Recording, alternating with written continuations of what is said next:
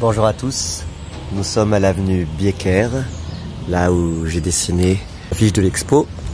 Et c'est l'heure pour moi de faire un petit bilan de cette année d'art sauvage qui vient de se passer, puisque ça fait à peu près un an que j'ai commencé à faire ça.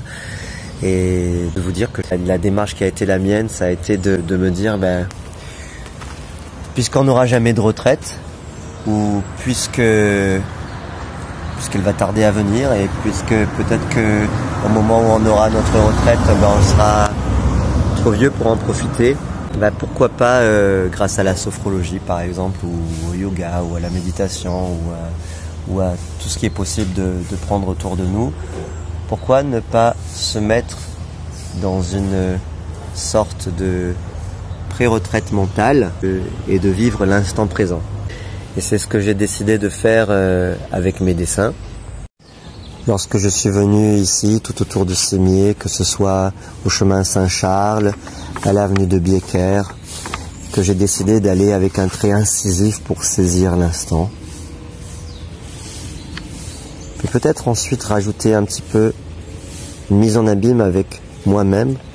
Là, c'est plutôt moi jeune. Ou alors vraiment de capter le moment présent. Ça, c'était hier, ici même. Voilà ce que je suis en train de faire. C'est donc une mise en abîme avec moi-même, devenu JRD, avec son gros nez, ses grosses oreilles. Et il est là, et il est dans le présent, et il attend. Il attend, et en même temps il attend pas, parce qu'il est là, et il sait que ce moment-là, il ne le revivra peut-être plus jamais, et que on est vraiment entouré de splendeur, et qu'il n'y a qu'à ouvrir les yeux pour s'en apercevoir. Ici, autour de Sémier, on est dans un paysage qui rappelle le 19e siècle, toute l'histoire de Nice, où les Russes venaient prendre leur temps, en villégiature, passer l'hiver au soleil.